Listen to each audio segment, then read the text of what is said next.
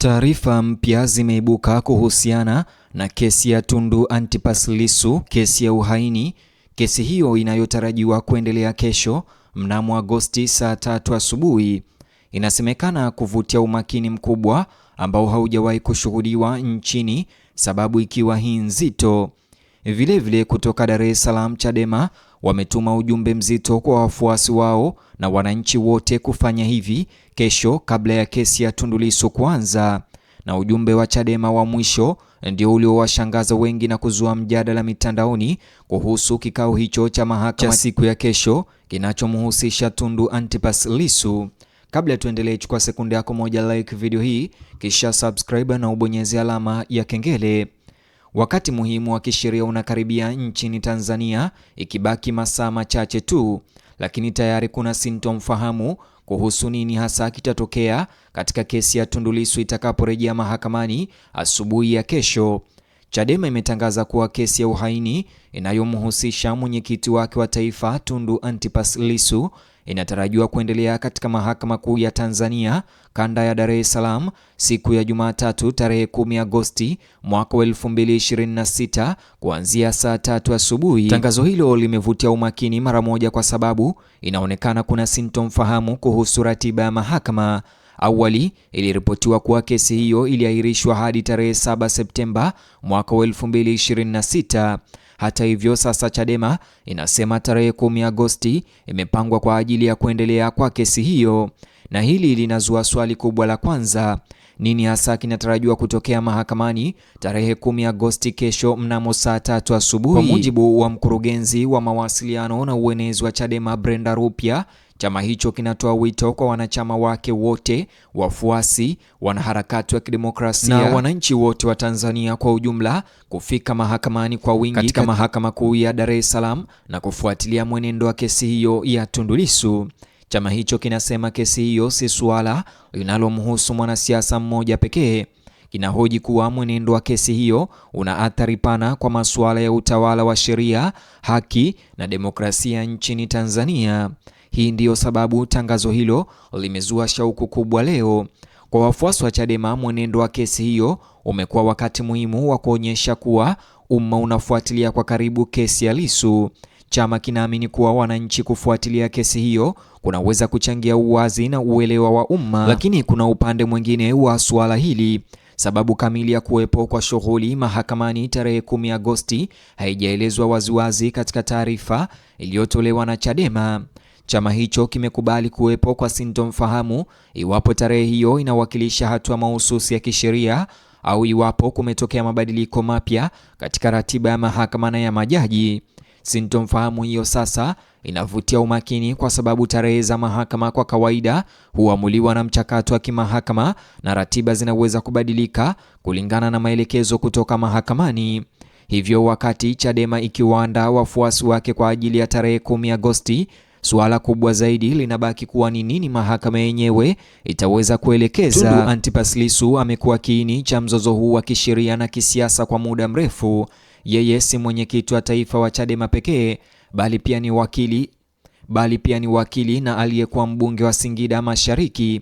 Katika kipindi chote cha safari yake ya kisiasa, Lissu amekuwa mmoja wa sauti kuu za upinzani zinazotaka kufanyika kwa mageuzi ya kisiasa na kisheria nchini Tanzania. Hivyo basi, kesi yake imevutia umakini mkubwa unaovuka mipaka ya ukumbi wa mahakama. Wafuasi wake wanaona mwenendo wa kesi hiyo kuwa sehemu ya mapambano mapana zaidi ya kudai haki za kisiasa na nafasi ya kidemokrasia Tanzania.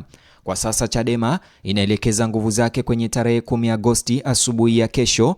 Chama hicho kimewahimiza wananchi wote kuhudhuria mwenendo wa kesi hiyo na kushuhudia wenyewe kinachojiri mahakamani. Wito huo ni muhimu kwa sababu Chadema inaona kuhudhuria kwa umma si tu kama uungaji mkono wa kisiasa kwa Tundu Lissu, bali kama sehemu ya kufuatilia suala linalochukuliwa kuwa la umuhimu wa kitaifa.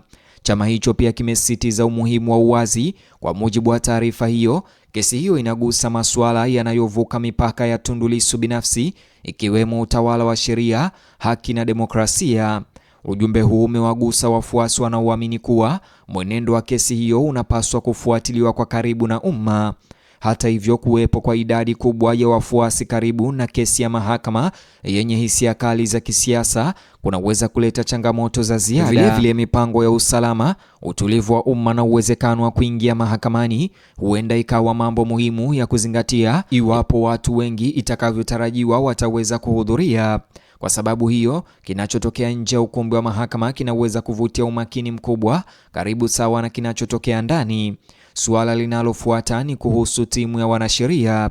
Chadema imeendelea kufuatilia kesi hiyo kupitia wanasheria wake, huku timu ya utetezi ya Tundu Lissu ikiendelea kujihusisha na maandalizi ya hatua mbalimbali za kesi hiyo. Upande wa utetezi unatarajiwa kuwasilisha hoja zake kwa mujibu wa taratibu za mahakama, lakini ni muhimu kutofautisha kati ya kauli za kisiasa zinazoizunguka kesi hiyo na kinachotokea kisheria ndani ya ukumbi wa mahakama.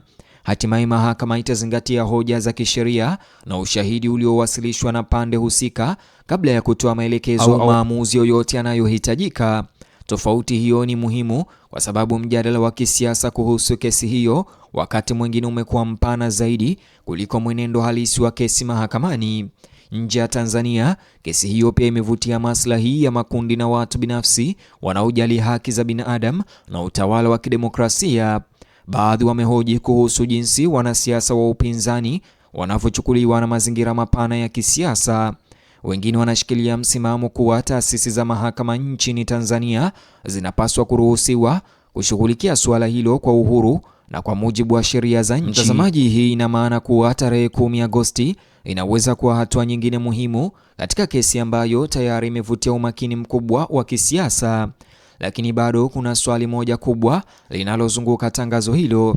Ikiwa kesi hiyo hapo awali iliahirishwa hadi tarehe 7 Septemba, kwa nini tarehe 10 Agosti sasa inapewa uzito zaidi? Katika hatua hii, taarifa zinazopatikana kutoka Chadema hazitoi maelezo kamili. Inawezekana kwamba tarehe 10 Agosti kesho itahusisha hatua mahususi ya kiutaratibu badala ya kusikilizwa kwa kesi kikamilifu. Pia inawezekana kwamba mahakama imetoa maelekezo mapya yanayoathiri ratiba ya awali. Ni maelekezo rasmi ya mahakama pekee ndiyo yanayoweza kubainisha hasa nini kitatokea.